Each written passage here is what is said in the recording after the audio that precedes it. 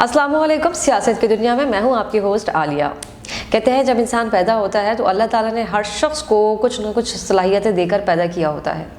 जब हम अपनी ज़िंदगी में पैदा हो जाते हैं तो उसके बाद हमारे वालिदैन हमारी परवरिश करते हैं और हमारे जहनों में बहुत सारी चीज़ें डाली जाती हैं और मुआशरे को और अपने इर्द गिर्द के माहौल को देखते हुए हम चीज़ों को समझते हैं कि वक्त की क्या ज़रूरत है, हमें किस शोबे में जाना चाहिए, क्या काम करना चाहिए, किस तरह के शोबे में अपना कर हम अपना तर्ज़ ज़िंदगी बेहतर से बेहतरीन बना सकते हैं। बहुत से लोग इस कोशिश में कामयाब भी हो जाते हैं और बहुत से लोग नाकाम भी हो जाते हैं। उसके पीछे तो बहुत सारी वजूहात हैं, लेकिन आज आपसे ये बात करने का मकसद इतना है कि आज हमारे स्टूडियो में शख्सियत मौजूद है। उन्होंने अपनी लाइफ में कोई एक काम नहीं किया, उन्होंने मुख्तलिफ काम किए हैं, उनका अदब से भी ताल्लुक़ है। 35 इयर्स स्टेट बैंक में जॉब की और उसके अलावा आज वो एज अ लॉयर अपनी खिदमत अंजाम दे रहे हैं। बहुत सारे लोग ज़िंदगी में एक ही काम कर कर थक जाते हैं और उनको लगता है बस अब बहुत काम कर लिया, और इतने अरसे काम करने के बाद उनकी कोशिश होती है कि वो घर में रहें और आराम करें और अपनी पुरसुकून ज़िंदगी अपने घर वालों के साथ गुजारें।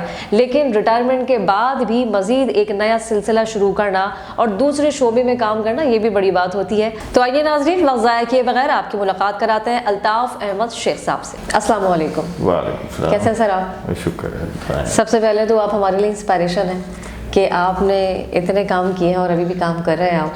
तो पहले तो आप मुझे ये बताएं कि आपने हमारे लिए वक्त निकाला, आपको खुशामदीद कहते हैं 99 न्यूज़ चैनल में, कि आप आए और आपने हमें टाइम दिया। आपका भी शुक्रिया, आपने इनवाइट किया, मुझे मौका दिया यहाँ पे आने का, अच्छा बात करने का। अच्छा सर, ये बताएं सबसे पहले कि सबसे पहले किस शोबे में काम किया? पहले अदब में काम किया, उसके बाद बैंकिंग लाइन फील्ड में आए, क्या किया आपने? पहला काम क्या किया?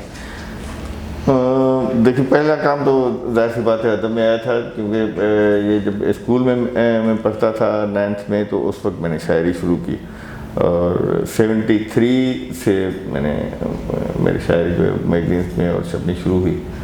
तो पहला काम तो यही है। अच्छा, कहते हैं कि शायरी यूजुअली जो है मोहब्बत इश्क में गिरफ्तार होने के बाद जो है वो एक ज़ौक़ पैदा होता है, या शायरी करने के और भी कुछ वजूहात होती है जिसकी वजह से इंसान शायर बन जाता है?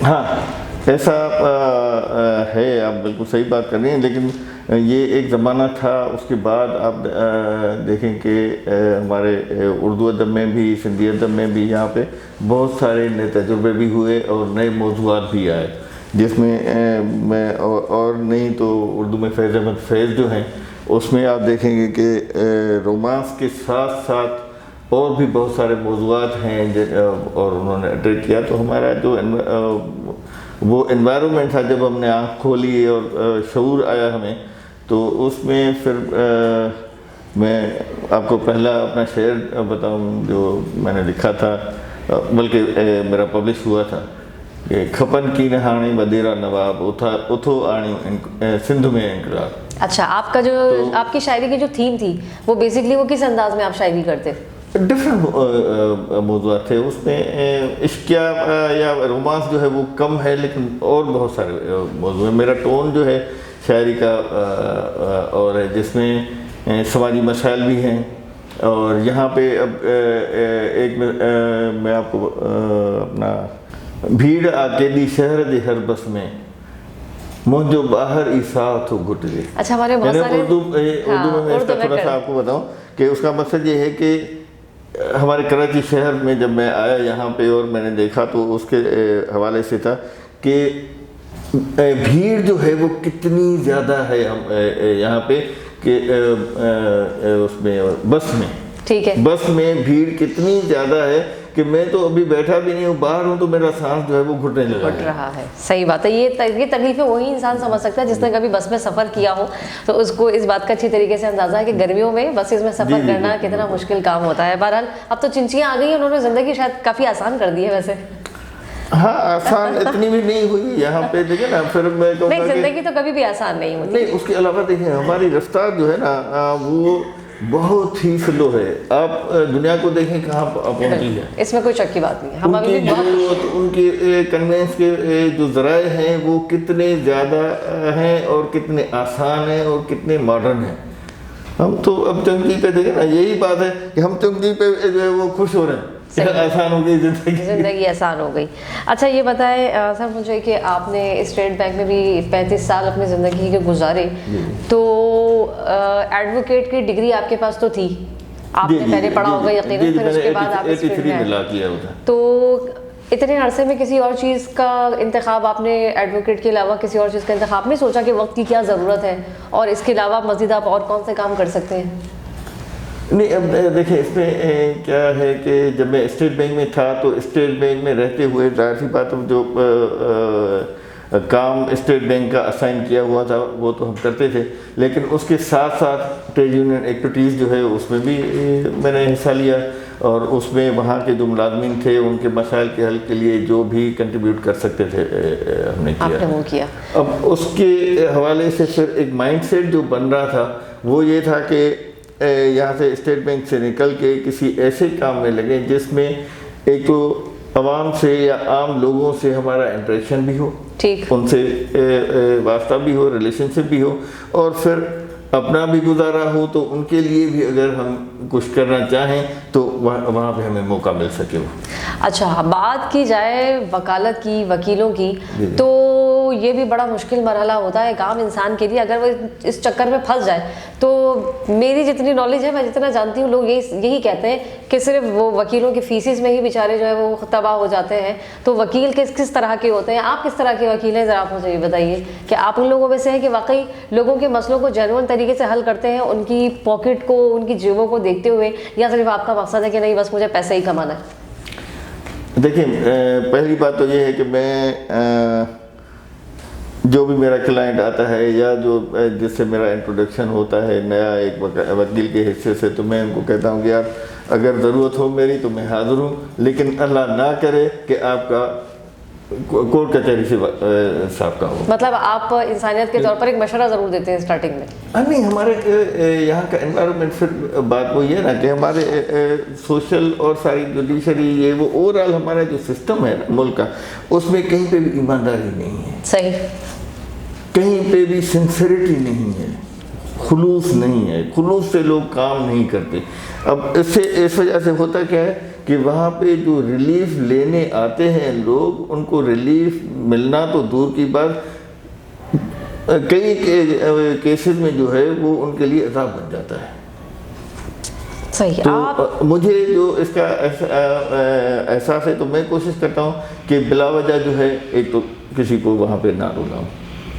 دوسرے میری یہ ہوتا ہے کہ اگر میں فیل کرتا ہوں کہ جیننلی اس بندے کو, میرے کلائنٹ کو تکلیف ہوئی ہے یا ان کا مسئلہ جینن ہے, تو پھر اس کا کیس لیتا ہوں. لیکن جن کا جینن نہیں ہوتا, جو ایسے لوگ ہوتے ہیں جو دوسروں کے ساتھ زیادتی کرنا چاہتے ہیں وکیل کے تھرو, کورٹ کے تھرو, تو میں ان کو جواب دے دیتا ہوں, تاکہ کم از کم پتہ ہے کہ دوسرے وکلا کے پاس جائیں گے وہ لے لیں گے کیس, لیکن میں سوچتا ہوں کہ میں اس زیادتی میں کیوں شامل کروں اپنے آپ. اچھا مطلب ایسا بھی ہوتا ہے کہ لوگ غلط کیسز کر کے بھی جو ہے وہ وکیلوں کو ہائر کر کے اور مظلوموں کے ساتھ. نہیں, اب مثال کے طور پہ میں بتاؤں کہ میرے پاس ایک کیس آیا جس میں کچھ بندے تھے کسی دوست کے جان پہچان والے بندے کے تھرو, کہ وہ لوگ جو ہے کسی بچے کے اغوا میں اب وہ ضمانت کروانا چاہ رہے تھے.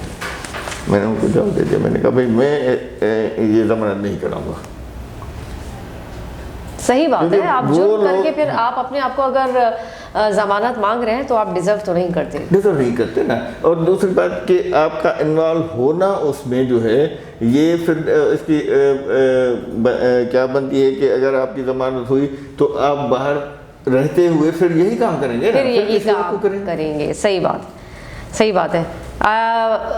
امید ہے اور خواہش کی جاتی ہے کہ ہمارے جتنے بھی وکلا ہیں وہ اگر اسی طریقے سے قانون کو سمجھ لیں اور مجرم کا ساتھ نہ دیں تو شاید پھر بھی ہمارے کرپشن اور جرائم کم ہو سکتے ہیں. تو اس بات سے یہ ہم اندازہ لگا سکتے ہیں کہ کہیں نہ کہیں اس جرائم کو سپورٹ کرنے والے موجود ہیں جس کی بیس پر بار بار وہ جرائم ہوتے ہیں. اب یہ ٹو وے جیسے کمیونیکیشن ہوتی ہے نا, ٹو وے کمیونیکیشن ہوتی ہے, ون وے نہیں ہوتی. ایک بندہ بولتا جائے اور کرتا جائے تو اس کو کمیونیکیشن نہیں کہتے. اسی طرح سے جوڈیشری میں بھی بینچ اور بار کا آپس میں گہرا تعلق ہوتا ہے۔ یہ صرف وکلا پہ ڈپینڈ نہیں کرتا، وکلا کے ساتھ ساتھ جو ججز ہیں ان پہ بھی ڈپینڈ کرتا ہے۔ بہت سارے کیسز ایسے ہوتے ہیں جن میں ججز کو پتہ ہوتا ہے یا ان کو فیل آتا ہے کہ کون مجرم ہے، لیکن گنجائش نکال کے کسی بھی وجہ سے ریلیف دے دیتے ہیں ان کو۔ تو یہ کہتے ہیں کہ انصاف بھی بکتا ہے، انصاف بھی بک جاتا ہے۔ دیکھیں میں پھر جاؤں گا اس پہ سسٹم پہ کہ ہمارا اوورآل سسٹم جو ہے نا اس میں کرپشن ہے، زیادتی ہو رہی ہے بہت سارے لوگوں کے ساتھ، میں آ رہا ہوں اس پہ بھی آ رہا ہوں، اور ہماری جوڈیشری جو ہے اس میں بھی وہ چیز ہے۔ اب ہم یہ تو نہیں کہہ سکتے کہ نہیں جوڈیشری میں فرشتے بیٹھے ہوئے ہیں۔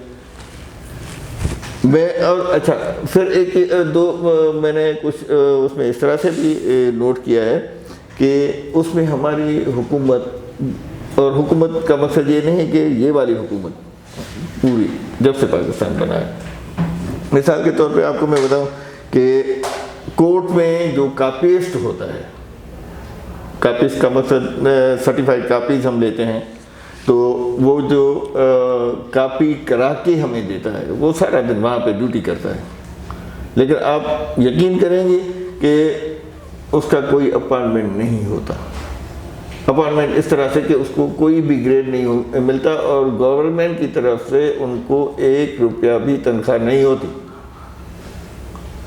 اب مجھے آپ بتائیں کہ وہ سارا دن وہاں پہ سروس جو دے رہا ہے تو مفت میں دے گا؟ اپنے بچوں کا پیٹ کہاں سے پالے گا؟ تو حکومت ان کو خود جو ہے ایک طرح سے مثلا میرا فیل یہ ہے، میری اپنی انڈرسٹینڈنگ یہ کہ ان کو موقع دے رہی ہے کہ بھائی آپ کو ہم تنخواہ نہیں دے رہے، آپ کسی اور ذرائع سے پیسے نکالیں، چاہے وہ ذریعہ غلط ہو یا صحیح ہو، کوئی بھی ہو، لیکن وہ ذرائع جیسے بھی ہو، تو ظاہر سی بات ہے پھر وہ انسان غلط رستے اختیار کرتا ہے، بالکل کرے گا نا، اور اس غلط ورنہ وہ رستے ڈیوٹی کیوں کر رہا ہے وہاں پہ سارا دن کیوں کھپا رہا ہے؟ اور اس غلط راستے میں صرف پستی ہے ہماری بیچاری عوام، جو اپنے انصاف کی خاطر وکیلوں کے پاس جاتی ہے، کیونکہ ظاہر سی بات ہے ہمارے یہاں نالج تو کسی کو بھی نہیں ہے، لوگوں کو یہی نہیں پتا کہ اگر ہمارے ساتھ کوئی مسئلہ پیش آیا ہے تو اس کی لا کیا ہے، اس کا قانون کیا ہے، اس پہ ہمیں کیا چیز امپلیمنٹ کرنی ہے، ہمیں کس طریقے سے اسٹیپ لینا ہے، تو وہ اپنی جو امیدیں ہیں وہ ایک وکیل کے پاس سے لے کر جاتے ہیں، اپنی عرضی لے کر جاتے ہیں، پھر اب اس ایڈوکیٹ کے اوپر ڈیپینڈ کرتا ہے کہ وہ ان کو کس طرح سے گائیڈ کر کے، ظاہر سی بات ہے اسٹارٹ وہیں سے ہوتا ہے، آگے وہ کس طریقے سے جو ہے وہ چیزیں جائیں گی۔ تو آپ کو کیا لگتا ہے کہ ہمارے یہاں معاشرے میں لوگوں کو کتنی اویئرنیس ہے، کیا لوگوں کو اس بات کا علم ہے کہ آپ اگر اپنے انصاف کے لیے جا رہے ہیں اور آپ حق پر بھی ہیں تو آپ کو اپنا کیس کیسے لڑنا ہے؟ کچھ لوگوں کو، کلائنٹ کو کچھ اندازہ ہوتا ہے اس بارے میں، قانون کے بارے میں کچھ ABCD بھی پتہ ہوتی ہے انہیں؟ بہت کم لوگوں کو معلوم ہوتا ہے، ہمارے معاشرے میں اویئرنیس بہت کم ہے۔ اس کی دیکھیں وجہ ایک یہ بھی ہے کہ ویسے ہی ہمارا لٹریسی ریٹ ہی کم ہے نا ہمارے معاشرے میں، جب لٹریسی ریٹ ہی کم ہے تو اویئرنیس تو اس سے بھی کم ہوتی ہے اس طرح کے معاملات کی، اسی وجہ سے چھوٹی چھوٹے چیزوں کے لیے بھی لوگ آتے ہیں۔ اور دوسری بات یہ ہے کہ وکلا کے پاس ان کو آنا اس وجہ سے ضروری ہے کہ صرف اویئرنیس کافی نہیں ہے، آپ کو اپنا کنٹینشن جو ہے وہ کورٹ میں پیش کرنا ہے، جج کے سامنے پیش کرنا ہے، دوسرے جو اپوننٹ سائڈ کا وکیل ہے اس کے ساتھ جو ہے دیکھنا اور آرگومنٹس کرنا، تو یہ ہر آدمی کے بس کی بات تو نہیں ہوتی نا۔ آپ یہ بتائیں کہ ہمارے سسٹم میں کہاں کس طرح سے چینجنگ آنی چاہیے، اور عوام کو بھی یہ پتہ ہونا چاہیے کہ آپ کے کیا حقوق ہیں، آپ کو کس طریقے سے اپنا کیس لڑنا ہے۔ پہلے کسی بھی بندے سے میرے خیال میں مشورہ کر لیں، کسی بھی وکیل کے پاس جانے سے پہلے، تو یہ زیادہ بہتر ہے۔ آپ ہمارے دیکھنے والے اسپیشلی میں صرف آپ سے یہ کہوں گی کہ آپ کو دیکھنے والے جو ہمارے وکیل حضرات ہیں، جو ہمارے وکلا ہیں، ان کے لیے اگر کوئی آپ کوئی اسپیشل میسج دینا چاہیں تو پلیز گو اہیڈ۔ دیکھیں میں تو اس میں معاشرے کی جو بات آپ نے کی اس میں تو یہ کہوں گا کہ جتنی زیادہ ہمارے ہاں تعلیم ہوگی اتنا زیادہ ہمارے لوگوں میں اویئرنیس آئے گی، کیونکہ اس کے بغیر اویئرنیس نہیں آ سکتی۔ اور جہاں تک وکلا کا ہے اس کے لیے اور پھر وہی سوسائٹی کے لیے یہ ہے کہ آپ خلوص جب تک ہمارے ہاں نہیں آئے گا، ہم ایک دوسرے کے ساتھ سنسیئر نہیں ہوں گے، معاملات کو سنسیریٹی کے ساتھ نہیں دیکھیں گے، جب تک ایمانداری ہم میں نہیں آئے گی تو ہم دوسروں کے لیے بھی بھلائی کا کام نہیں کر سکتے۔ اور میں تو یہ کہتا ہوں کہ اپنی بھی بھلائی اسی میں نہیں ہے، اپنی بھی بھلائی اسی میں ہے کہ ہم خلوص نیت اور آنیسٹی سے، کیونکہ اس میں دیکھیں میرے نزدیک ہر چیز پیسہ نہیں ہے۔ پیسہ زندگی گزارنے کے لیے، پیسہ زندگی میں کی آسانیاں حاصل کرنے کے لیے بہت ہی امپورٹنٹ ہے، لیکن سب کچھ پیسہ نہیں ہے۔ کیونکہ آپ ذہن اپنا دیکھیں، دو چیزیں ہیں نا، ایک تو فزیکل اپنے کمفرٹ ہے اور دوسرا مینٹل کمفرٹ ہے۔ آپ پیسے سے فزیکل کمفرٹ تو حاصل کر سکتے ہیں، لیکن مینٹل کمفرٹ کبھی بھی نہیں خرید سکتے۔ وہ صرف آپ کو خلوص سے، سنسیریٹی سے اور سچ سے آئے گی۔ تھینک یو سو مچ وکیل صاحب، آپ آئے اور ہم آپ کو بہت زیادہ اپریشیٹ کرتے ہیں کہ اللہ پاک ہمارے درمیان آپ جیسے لوگوں کو رکھے، اور آپ جیسے لوگ قانون کو سمجھتے ہوئے لوگوں کو کے ساتھ انصاف کر کے ان کے کیسز لڑیں اور ایمانداری کے ساتھ اپنا کام کریں۔ Thank you so much.